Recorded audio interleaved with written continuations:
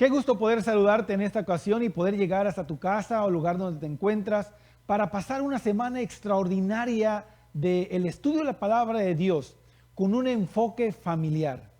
Bajo el título La esperanza que transforma tu familia. Estoy seguro que aprenderemos consejos prácticos que traerán beneficio para tu familia. Aquellos que están solteros, bienvenidos, porque habrá consejos que tú podrás aplicar posiblemente en algún futuro.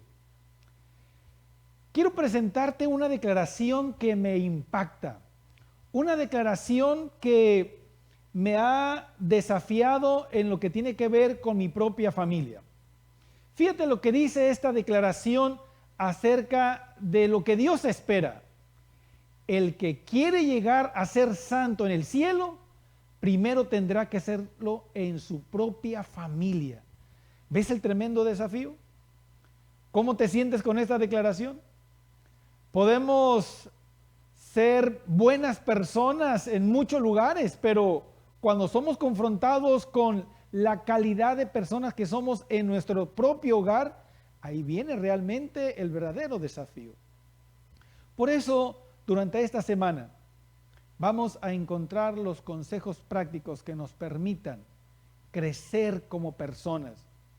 Y la prueba de crecimiento será nuestra propia familia. Vamos a hablar de la familia.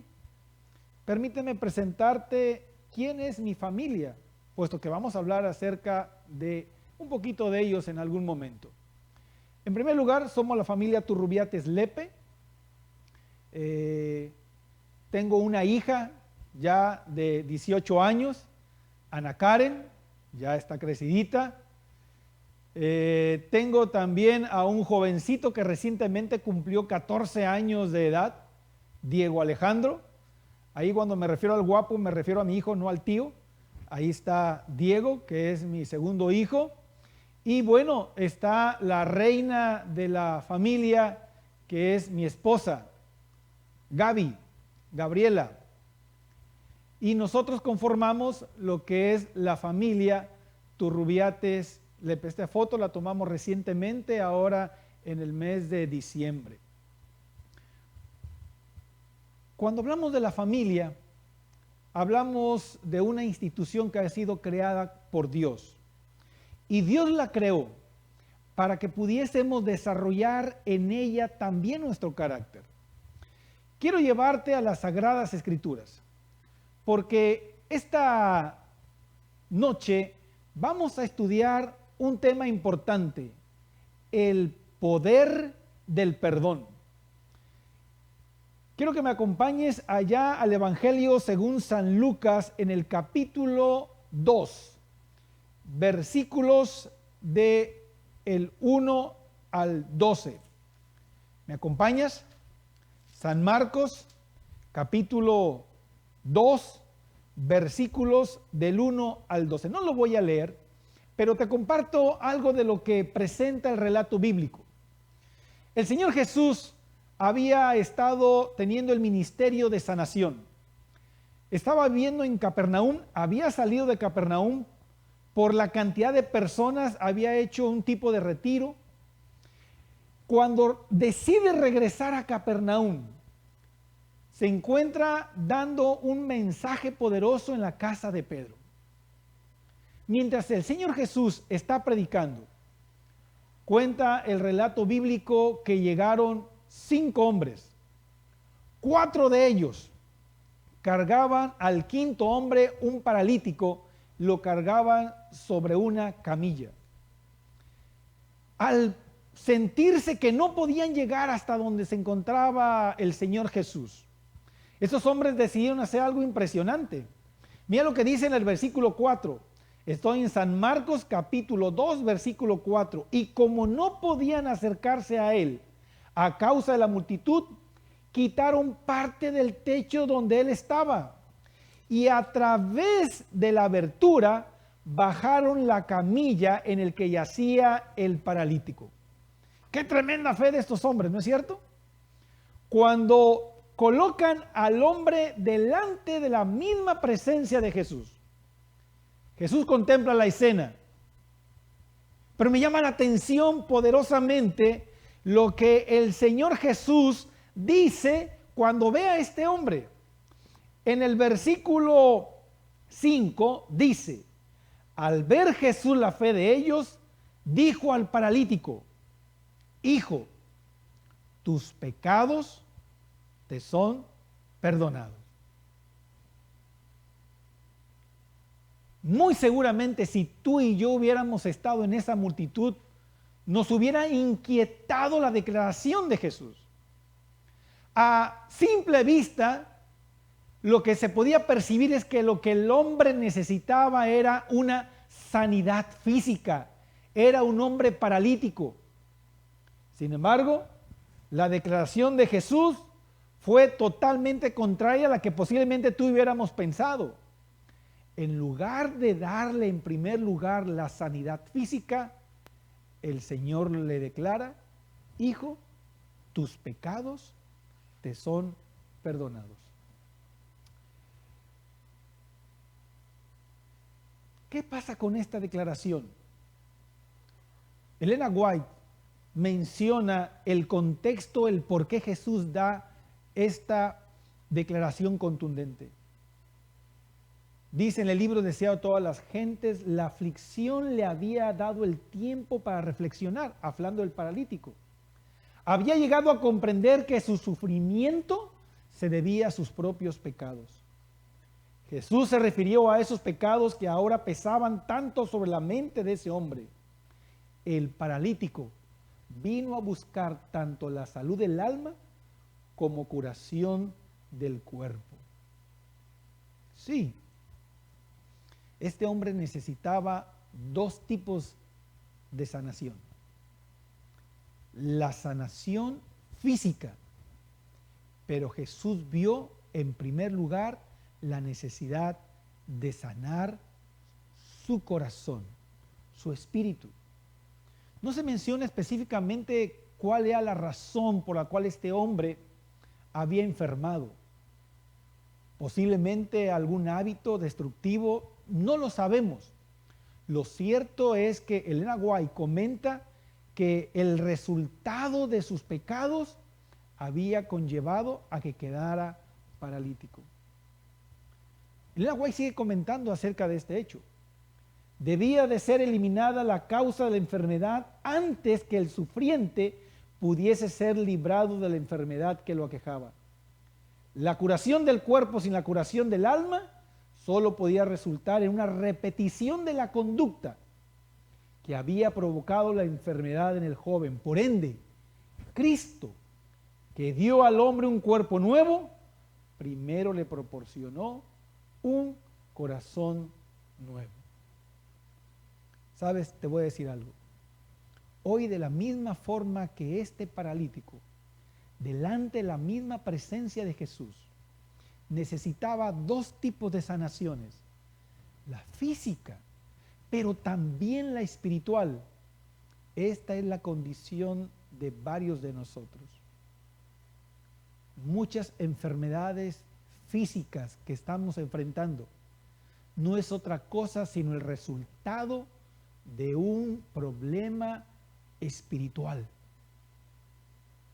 Un problema que se ha originado en nuestra mente, se proyecta y se manifiesta en nuestro cuerpo. Elena White comenta algo que liga lo que te estoy diciendo. Hoy día hay miles que están sufriendo la enfermedad física y que, como el paralítico, están anhelando el mensaje: tus pecados te son perdonados. La carga de pecado, con su intranquilidad y deseos no satisfechos, es el fundamento de sus enfermedades. No pueden hallar alivio hasta que venga al médico del alma. La paz que él solo puede dar impartiría vigor a la mente y salud al cuerpo. El tema que quiero abordar contigo en esta noche es el poder del perdón. Este hombre necesitaba, en primer lugar, sanidad espiritual. recibir el perdón de Dios, pero también poder perdonarse a sí mismo por la vida que había llevado en el pasado. El perdón también tiene que ver con la capacidad que tenemos para perdonar a otros. ¿Qué ocurre en la mente de una persona que se manifiesta en su cuerpo cuando no sabe perdonar? Quiero compartir contigo algunas declaraciones sobre las consecuencias que puede haber cuando una persona no perdona. Mira esta declaración. La mayoría de los estudios científicos sobre el perdón están centrados en los problemas del corazón derivados de una respuesta no perdonadora que es la hostilidad. Hay muchas personas que están viviendo situaciones del pasado, han vivido experiencias traumáticas, no se han recuperado, no pueden quizás tomar venganza de aquella persona que los agredió en el pasado y ahora en el presente. Al no poder canalizar esa frustración, lamentablemente la canalizan con las personas más cercanas. ¿Y sabes quiénes son las personas más cercanas muchas veces? La esposa, el esposo, los hijos. La hostilidad de un perdón no otorgado en el pasado se manifiesta ahora en el presente. Mira esta otra diapositiva, algunos efectos que tiene el no perdonar.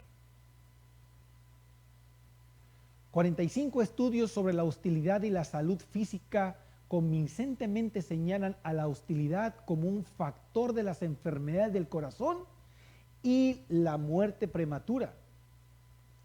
¿Qué efectos produce cuando no perdonas?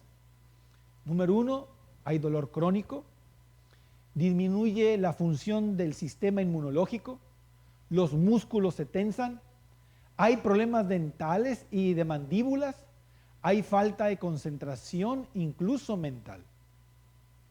Te quiero confrontar en esta noche con una realidad.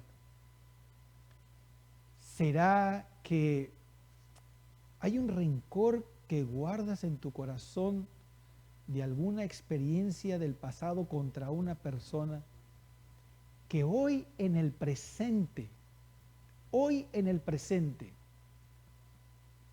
tus seres queridos están sufriendo el que no hayas manejado la hostilidad? ¿Cuántos hogares están sufriendo en este momento violencia intrafamiliar como resultado de no poder perdonar? Quiero llevarte a la siguiente diapositiva. Cuando alguien reconoce que necesita perdonar, tiene que entrar a un proceso para poder sanar su corazón. Mira, tú y yo no nos podemos levantar un día y decir, bueno, hoy decido perdonar todo lo que he estado cargando del pasado. No, los seres humanos no somos así. Lo que sí es que un día tú puedes levantarte y tomar la decisión de entrar en el proceso para poder perdonar a alguna persona que en el pasado te ha dañado. ¿Y cuál es ese proceso en el que tú y yo entramos? Número 1, ¿qué tenemos que hacer para poder perdonar? Procese el dolor e identifique cualquier sentimiento negativo de amargura e ira que podría tener un poder paralizante en su vida. Sincérate contigo mismo. Dale nombre a ese sentimiento. Sí, se llama amargura, se llama resentimiento, se llama odio, se llama deseo de venganza. Dale nombre a ese sentimiento. identifícalo. Deja de huir, deja de culpar a tu esposa, deja de culpar a tu esposo, deja de culpar a tu jefe, deja de culpar a tus hijos. Y ponle nombre al sentimiento con el cual estás lidiando. Segundo lugar, piensa si deseas liberarte de esas heridas emocionales negativas. Recuerda, el perdón es una decisión. Posiblemente ni la persona que te dañó esté dispuesta o interesada en que la perdones. Pero cuando tú decides perdonar, el primer beneficiado eres tú. Decidiste perdonar. ¿Qué sigue ahora? Has decidido entrar en ese proceso de sanidad. Número 3, siente compasión por el ofensor. Te vas a sorprender. ¿Por qué sentir compasión por aquel que te agredió? Por aquella que te agredió. ¿Sabes algo? Ese agresor posiblemente en el pasado también fue un agredido. Pero como no supo perdonar, como no supo manejar esta frustración, ahora la canalizó equivocadamente con alguien que ha dañado. Sí, posiblemente tu agresor en el pasado fue uno agredido, al igual que tú viviste la experiencia. En cuarto lugar, cancela la deuda del ofensor. Perdona. Difícil, sí es verdad. Pero cuando tú perdonas, tú eres el que recibe la bendición que otorga lo que es el perdón. Ahora, el último punto, cuando entramos al proceso de perdonar, es pide al Señor poder cada vez que recuerdes la ofensa para poder perdonar nuevamente. Esto es un proceso. Tú y yo, cuando decidimos perdonar, tenemos que entrar en este proceso. Y este proceso significa que más de una ocasión va a regresar a tu mente aquel recuerdo de aquel acto que te dañó. Es en ese momento cuando, reconociendo tu fragilidad y necesidad de Dios, acudes a Él a través de la oración para que el Señor pueda darte el poder para perdonar a la persona que te ofendió.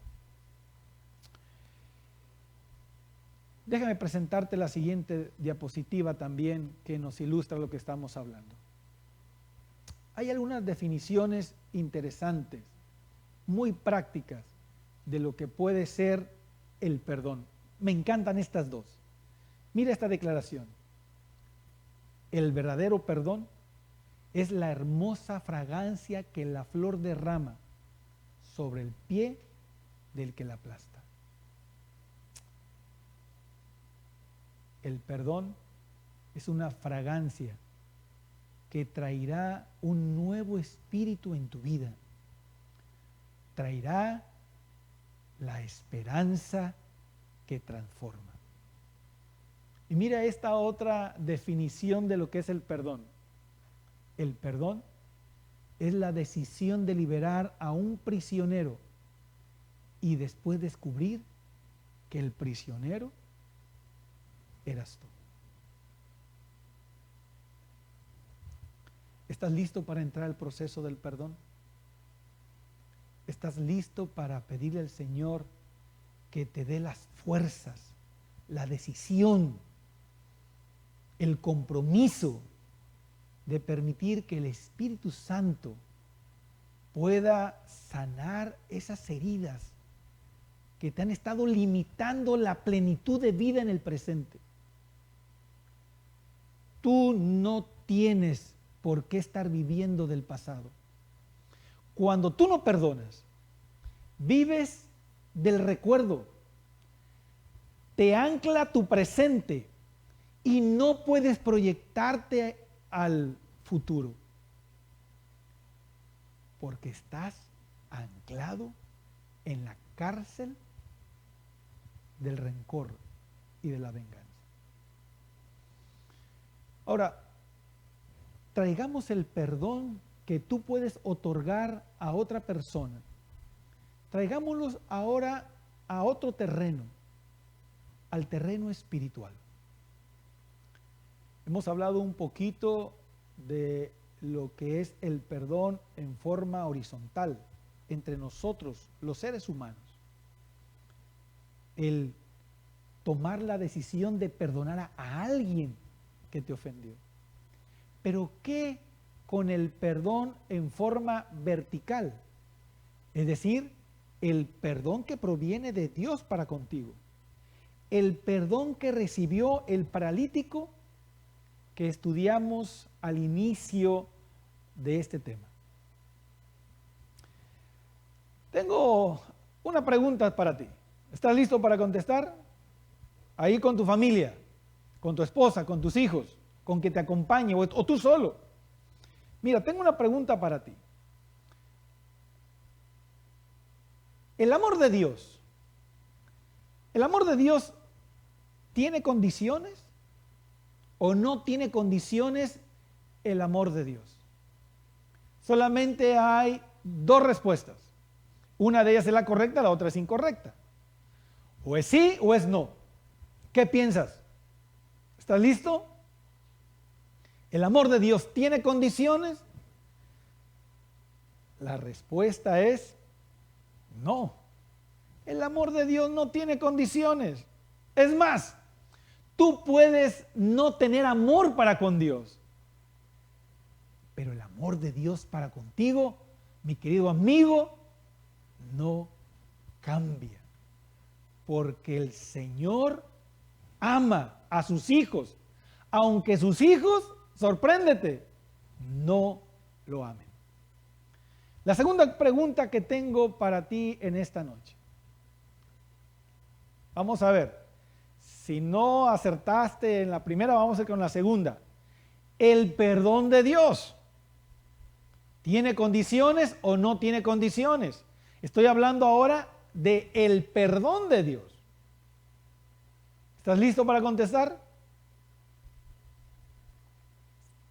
Recuerda, ¿es un sí o es un no? Una es correcta y otra es incorrecta. La respuesta es, el perdón de Dios sí tiene condiciones. Mientras que el amor de Dios no tiene condiciones, el perdón de Dios sí tiene condiciones. Ahora, no son condiciones descabelladas, ilógicas, irrazonables. No. Esta declaración de Elena White, que se encuentra en un precioso libro, El Camino a Cristo. Mira lo que dice esta declaración de Elena White en esta diapositiva. Las condiciones indicadas para obtener la misericordia de Dios son sencillas, son justas y son razonables. El Señor no nos exige que hagamos algo penoso para obtener el perdón de nuestros pecados. No necesitamos hacer largas y agotadoras peregrinaciones, ni ejecutar duras penitencias para encomendar nuestra alma al Dios de los cielos o para expiar nuestras transgresiones, sino todo aquel que confiese su pecado y se aparte de él, alcanzará misericordia. Resalto tres palabras.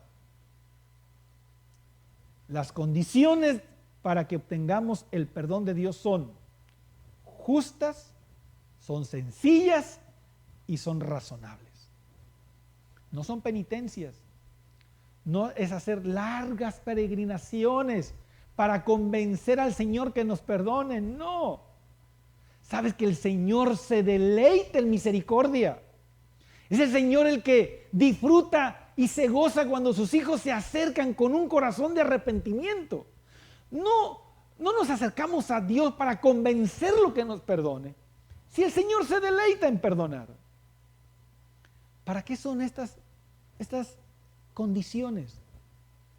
Son para que el hombre pueda reconocer plenamente sus faltas.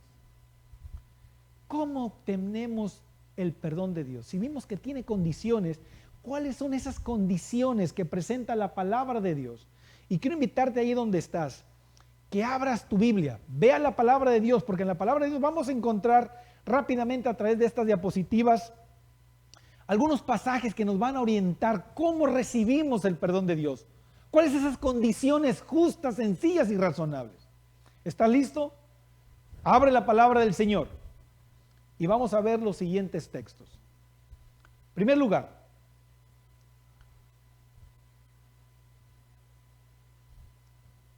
quiero llevarte a Romanos capítulo 3, versículo del 10 al 13.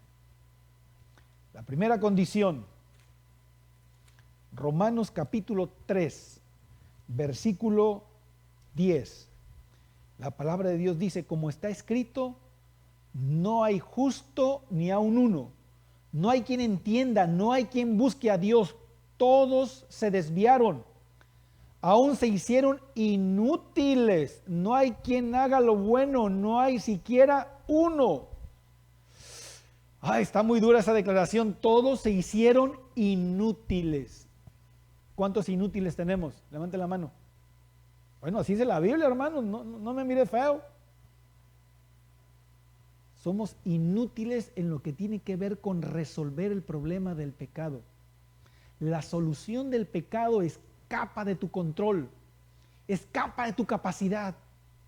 Y el primer punto para entrar y recibir el perdón de Dios es reconocer que somos pecadores.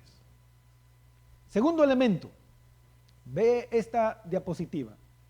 El segundo elemento es recibimos el perdón de nuestros pecados por medio de Cristo. Acompáñame a Romanos capítulo 5, mira qué hermoso pasaje. Romanos capítulo 5, versículo 1, 2.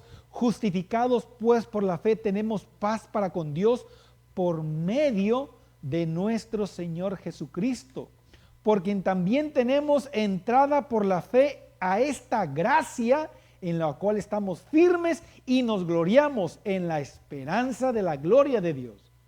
No eres tú, no es lo que tú haces, no es tu conducta la que te hace recibir el perdón de Dios, no. Es la gracia de Cristo, son los méritos de Cristo, es su muerte en el Calvario, pero no solamente su muerte, es su resurrección, y que en este momento Cristo intercede por ti en el santuario celestial, que recibimos de parte del Señor el perdón de nuestros pecados por los méritos de Cristo. Mira otra condición. Acompáñame. Siguiente texto. Romanos capítulo 5, versículo 11. Y no solo esto, dice el texto, sino que también nos gloriamos en Dios por Él nuestro Señor Jesucristo, por quien hemos recibido ahora la reconciliación. Mira, te voy a decir algo. Nos quedamos cortos cuando decimos que por Cristo recibimos el perdón de nuestros pecados. Nos quedamos cortos. Porque el Señor no solamente perdona nuestras faltas, va más allá. Dice el texto que por medio de Cristo estamos reconciliados con Dios. ¿Sabe lo que significa estar reconciliados con Dios? Mira, te hago una pregunta. Las relaciones humanas, ¿será que siempre que hay perdón de una persona para con otra, tiene que haber reconciliación? Te vuelvo a hacer la pregunta. ¿Será que en las relaciones humanas, siempre que hay perdón de una persona a otra, tiene que haber reconciliación? ¿Sí o no?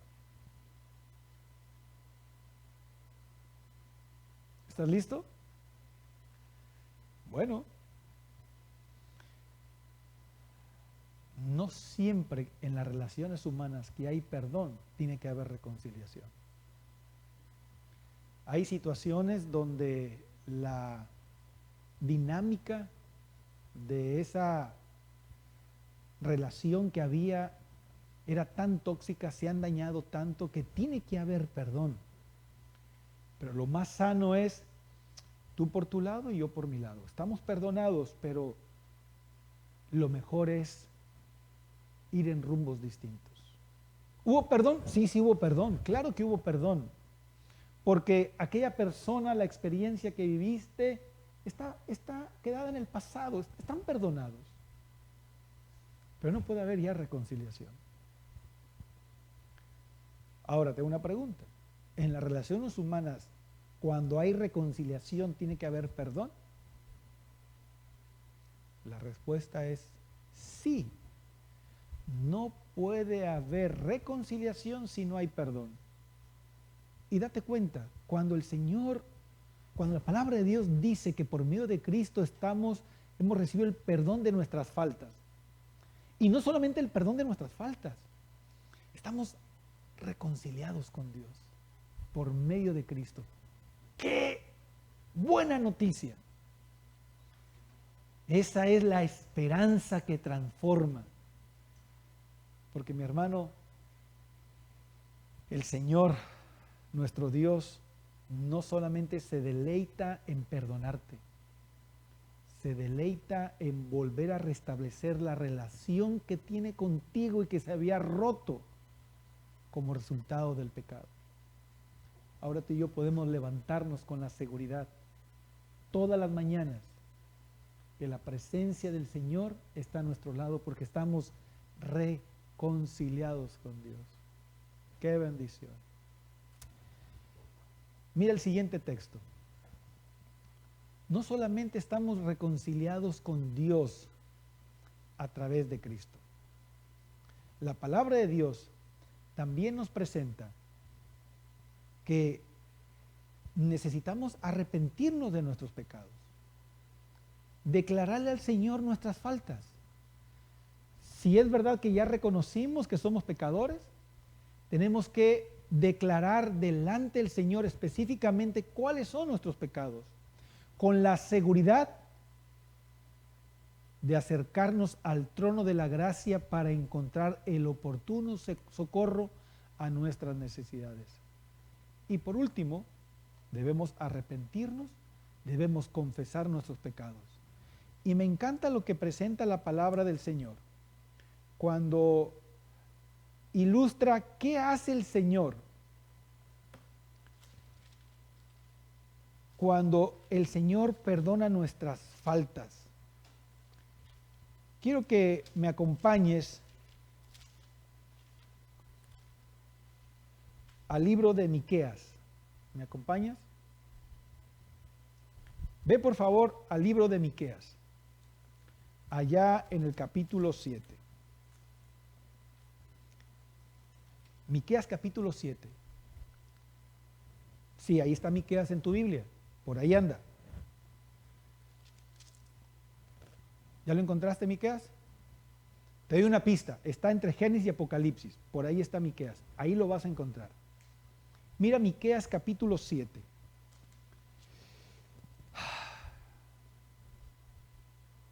Qué lindo es la palabra del Señor. Miqueas capítulo 7 dice lo siguiente: ¿qué Dios hay como tú que perdona la maldad y olvida el pecado del remanente de su heredad? No retuvo para siempre su enojo porque se deleita en misericordia. Él volverá a tener misericordia de nosotros. Sepultará nuestras iniquidades y lo echará a lo profundo del mar todos nuestros pecados. Es una forma figurativa. ¿Qué es lo que hace el Señor con nuestros pecados? No es que literalmente los agarra y los mete en el fondo del mar. No, no significa eso. Lo que sí significa es que el Señor cuando perdona, olvida. ¿Te das cuenta de eso? Que el Señor cuando perdona, olvida. Tú y yo somos muy dados que cuando pedimos perdón por nuestras faltas y volvemos a cometer esa misma falta, vamos delante del Señor y decimos, Señor, otra vez vengo delante de ti para pedirte perdón por este pecado que te había dicho que ya no iba a cometer, pero volví a cometer. Y el Señor, yo me imagino que se nos queda viendo y nos dice, ¿Cómo? Pero, ¿cómo que vienes a pedirme perdón por algo que me habías pedido perdón? Si yo te perdoné, sabes que ya no me acuerdo de ese pecado que me dices que otra vez vuelves a confesarlo. No, ya no me acuerdo, porque el Señor cuando perdona, olvida. Solamente el Señor tiene la capacidad de poder perdonar y olvidar. Tú y yo no. Los seres humanos no tenemos la capacidad de olvidar. Podemos perdonar, pero no podemos olvidar. Pero la esperanza que transforma es aquella esperanza que cuando tú decides perdonar, aunque venga el recuerdo, el efecto del recuerdo ya no es nocivo, porque tú has decidido perdonar. Esta noche quiero invitarte, si posiblemente hay alguien ahí detrás de esa cámara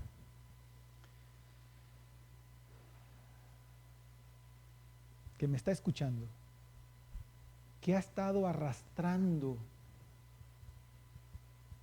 de la misma forma que este paralítico, dos cosas: la necesidad de recibir el perdón de Dios, y número dos, la necesidad de recibir por parte del Espíritu Santo el poder para perdonar a una persona que te ofendió, que te agredió, que te dañó en el pasado, y ahora el presente te tiene sujeto a las cadenas del pasado y no puedes vivir una vida plena. Ahí donde estás, yo quiero orar contigo y quiero que juntos leamos esta oración que va a aparecer en pantalla. Esta oración nos confronta con la necesidad de decirle al Señor: Señor, aquí estoy, reconozco mi debilidad y necesito que tú me ayudes para poder perdonar. Ahí donde estás, en tu sala, en el comedor, no sé dónde estás, pero si te gustaría unirte conmigo a esta oración para pedirle al Señor que te ayude a perdonar, léela conmigo. ¿Me acompañas? Señor, tú eres el gran perdonador. Es tiempo de sanar. Ayúdame a perdonar a las personas. Si tengo amargura o algún espíritu no perdonador, remuévelo de mí y cámbiame.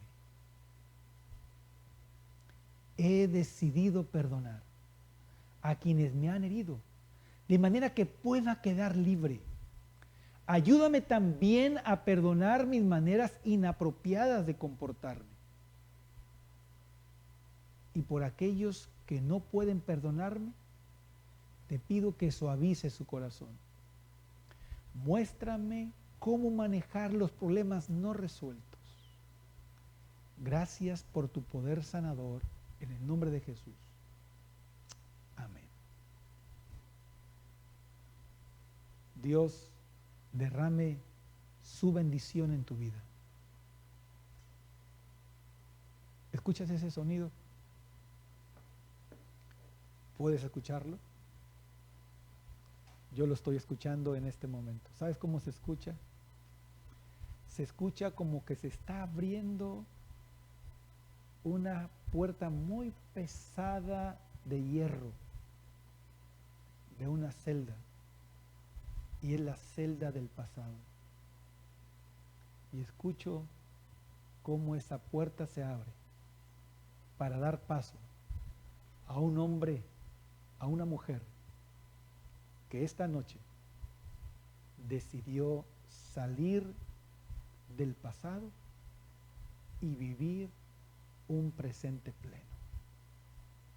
Posiblemente ese eres tú. El Señor quiere que vivas vidas de esperanza, la esperanza que transforma. El Señor te bendice.